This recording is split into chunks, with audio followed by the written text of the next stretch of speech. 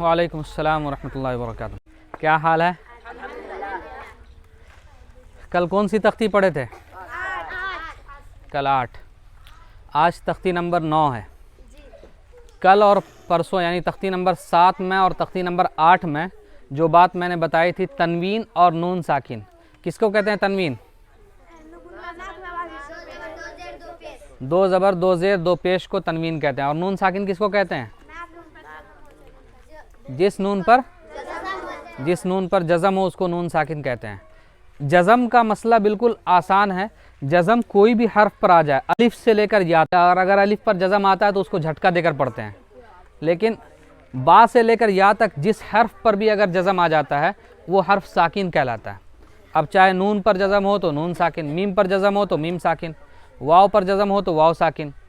तो तख्ती नंबर 8 में नून साकिन की बहस थी और उससे पहले तख्ती नंबर 7 में तनवीन की बहस थी। आज उसी तनवीन और नून साकिन का कायदा नंबर 1 यहाँ से शुरू हो रहा है। यहाँ से कायदा नंबर 1 शुरू हो रहा है कि तनवीन और नून साकिन का इस्तेमाल कहाँ कहाँ होता है, कैसे होता है। यहाँ से उसकी शुरुआत है।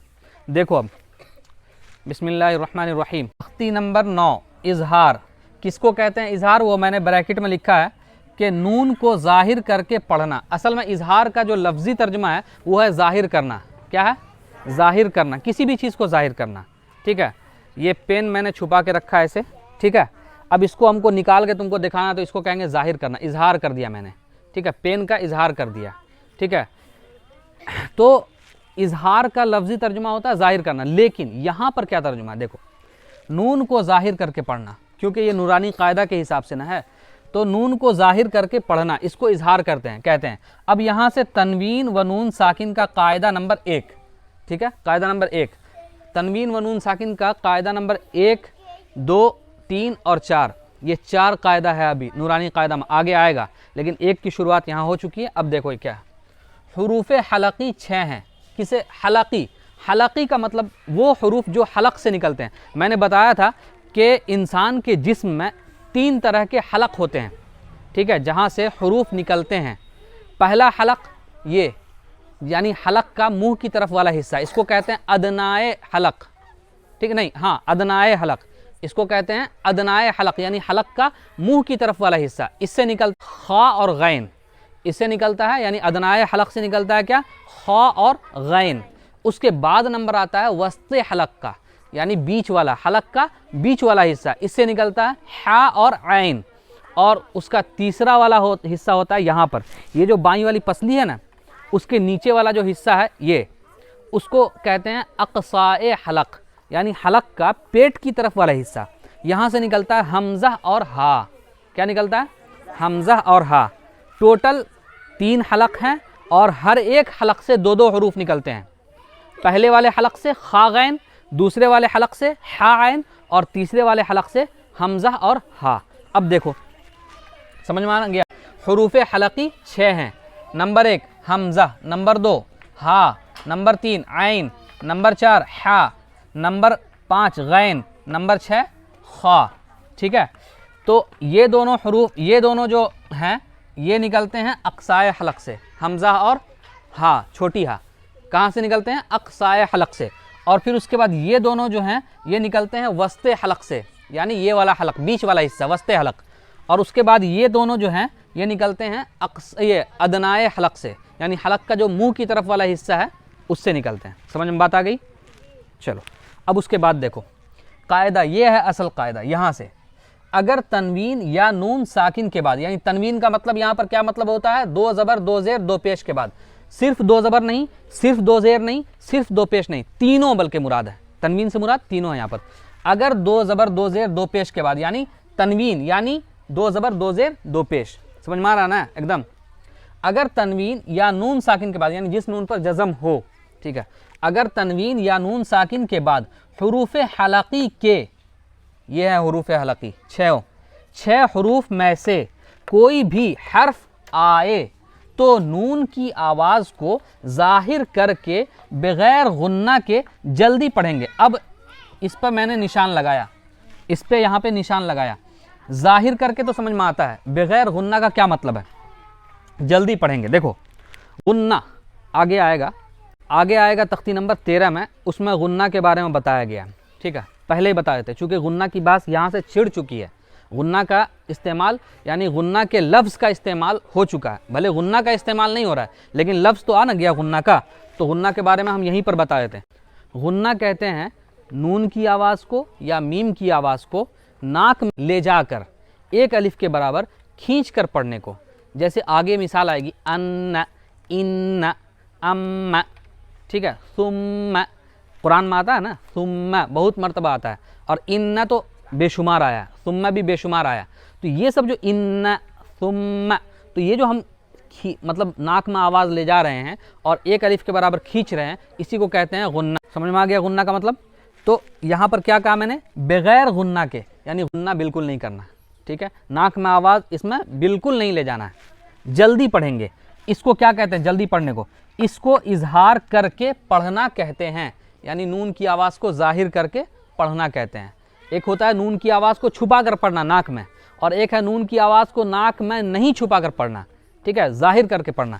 जैसे जैसे पहली मिसाल तनवीन की दी है, 2 ज़बर की तनवीन, तयरन अबाबील।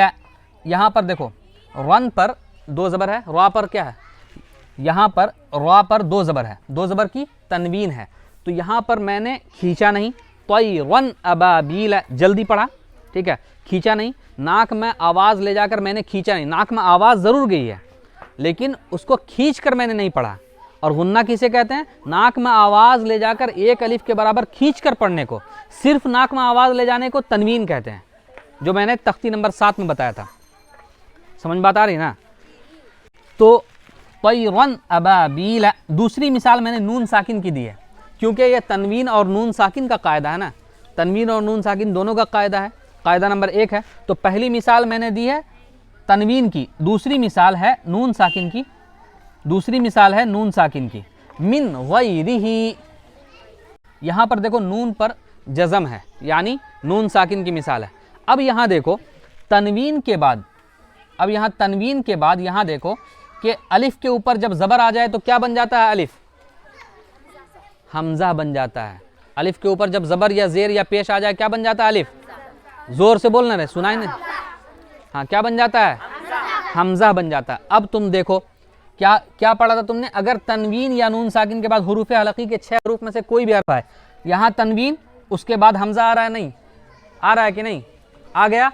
तो जब तनवीन के बाद हमज़ा आ गया हुरूफ हलकी में से, तो क्या होगा? इजहार होगा। क्या होगा? इजहार होगा। कायदा फिट हो गया। अब उसके बाद दूसरा वाला देखो, नून साकिन के बाद हुरूफ हलकी के 6 हरूफ में से गैन आ रहा है। क्या आ रहा है? गैन आ रहा है। तो यहाँ पर भी क्या होगा? इजहार होगा। क्या होगा? इजहार होगा। समझ में आया? ये पूरी तख्ती समझ में आ गया? अब पढ़ो आगे, देखो पढ़ो। बिस्मिल्लाहिर्रहमानिर्रहीम। तख्ती नंबर 9, इजहार।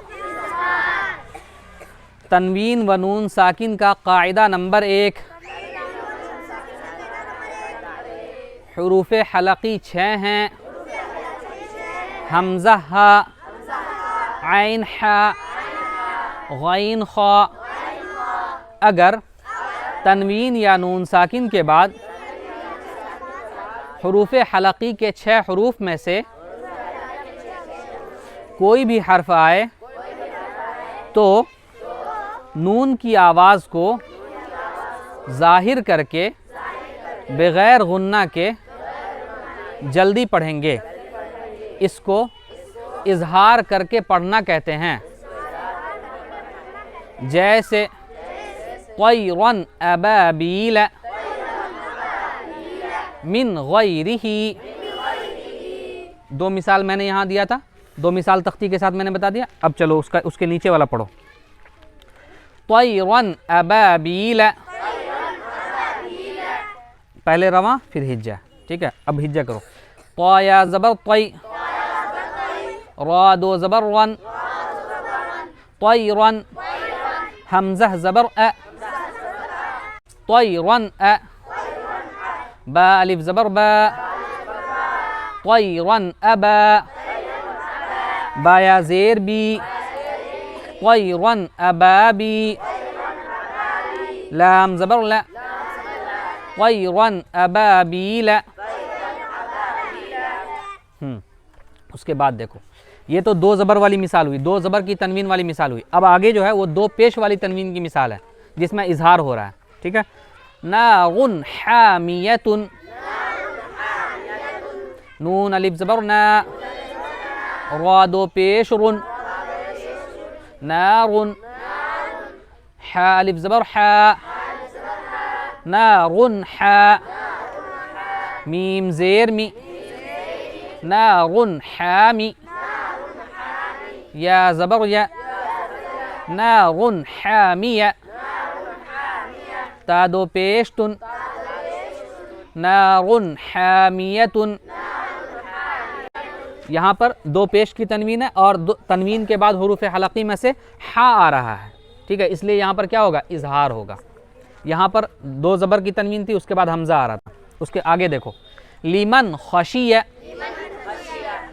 लाम ज़ेर ली, मीम नून ज़बर मन, लिमन, खा ज़बर खा, लिमन खा, शीन ज़ेर शी, लिमन खशी, या ज़बर या, लिमन खशिया।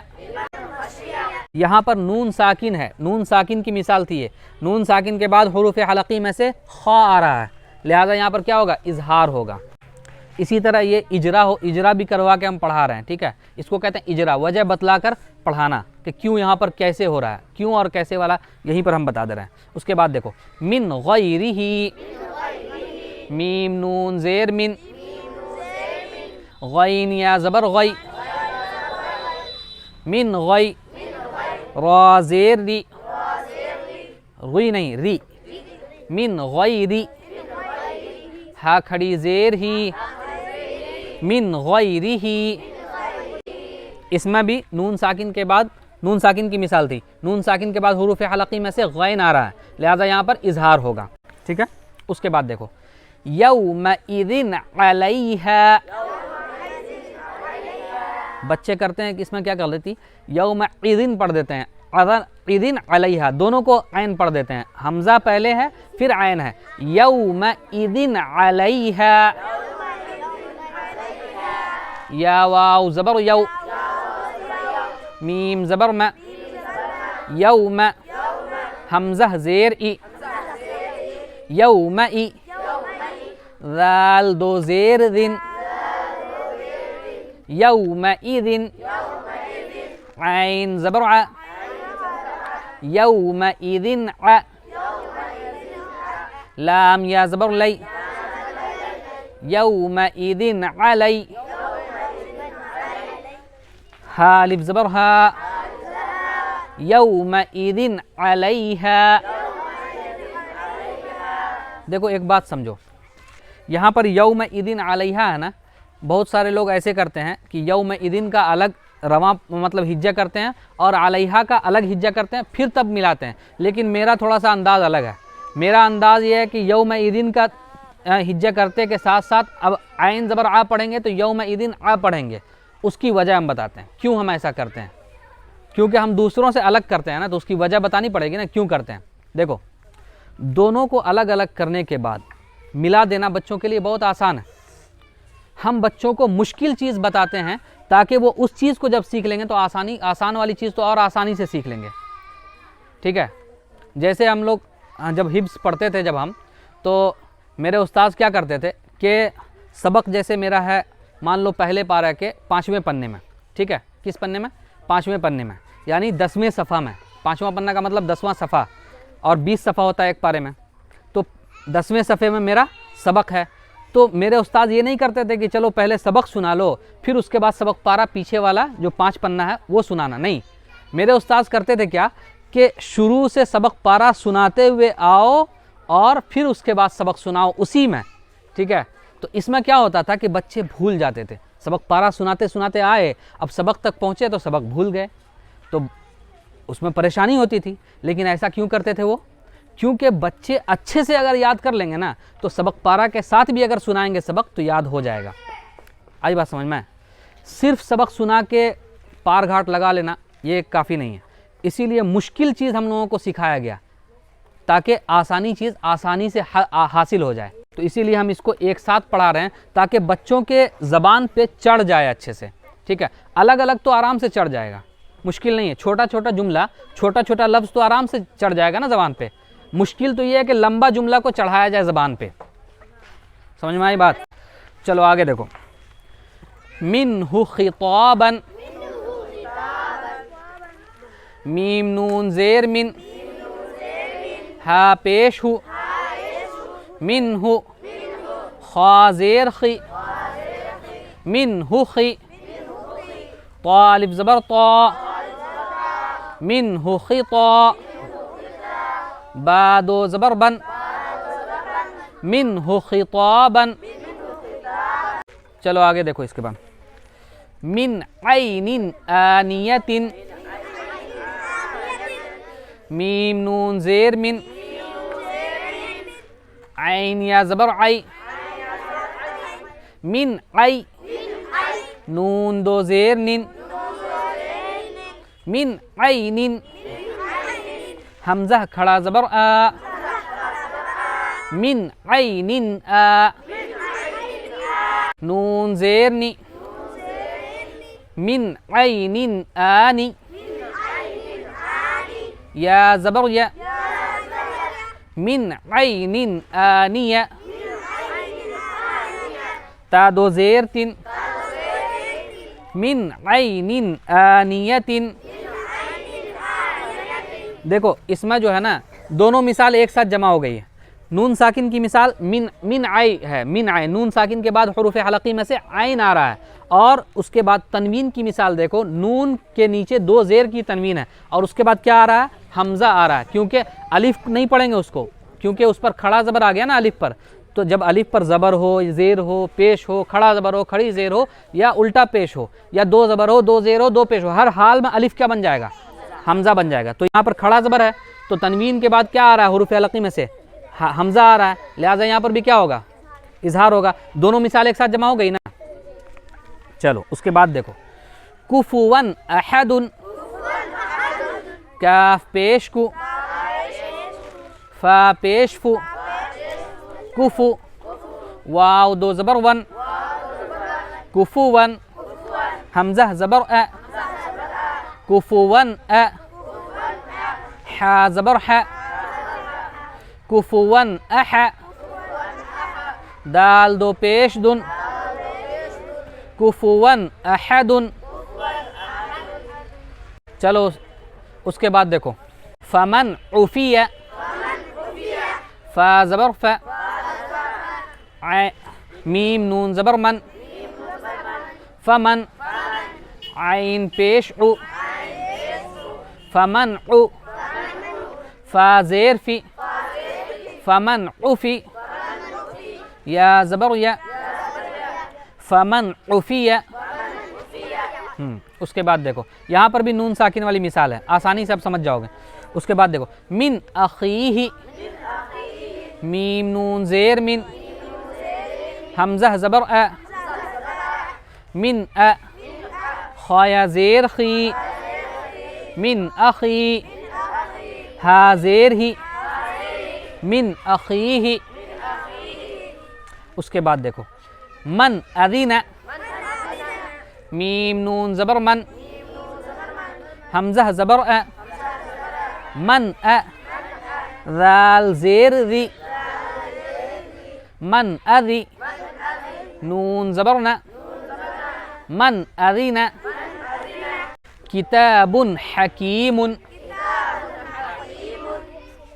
काफ ज़ेर की, ता अलिफ ज़बर ता, किता, बादो पेश बुन, किताबुन, हा ज़बर ह, किताबुन ह, काफ या ज़ेर की, की नहीं की, किताबुन हकी, मीम दो पेश मुन, किताबुन हकीमुन। फिर हकीमुन पढ़ा, हकीमुन। उसके बाद देखो। अज़ाबुन गलीज़ुन, आइन निकालो, अज़ाबुन गलीज़ुन, आइन ज़बर आ, ज़ाल अलिफ ज़बर ज़ा, अज़ा, बा दो पेश बुन, अज़ाबुन, गईन ज़बर ग, अज़ाबुन ग, लाम या ज़ेर ली, अज़ाबुन गली, वा दो पेश गुन, अज़ाबुन गलीज़ुन। लास्ट देखो, हासिदिन इज़ा हसद, इज़ा नहीं, इज़ा नहीं, इज़ा, हासिदिन इज़ा हसद, ज़ाल निकालो, इज़ा, इज़ा हसद, हा अलिफ ज़बर हा, सीन ज़ेर सी, हासी, दाल दो ज़ेर दिन, हासिदिन, हमज़ा ज़ेर ई, हासिदिन ई, ज़ाल अलिफ ज़बर ज़ा, हासिदिन इज़ा, हा ज़बर हा, हासिदिन इज़ा हा, सीन ज़बर सा, हासिदिन इज़ा हस, दाल ज़बर दा, हासिदिन इज़ा हसद। ये तख्ती हो गई मुकम्मल। ठीक है, तख्ती नंबर 9। तख्ती नंबर 9 की तख्ती भी कल सुनेंगे और तख्ती नंबर 9 की के नीचे का जो अभी पढ़ा है वो भी सुनेंगे। रवां और हिज्जा दोनों अच्छे से याद कर लेना। जो ध्यान से सुना होगा मेरा सबक वो सुना देगा अच्छे से, और जो नहीं सुना होगा वो आसमान का तारा गिनेगा कल। ठीक है ना? चलो, वालेकुम अस्सलाम वरहमतुल्लाहि वबरकातुहू।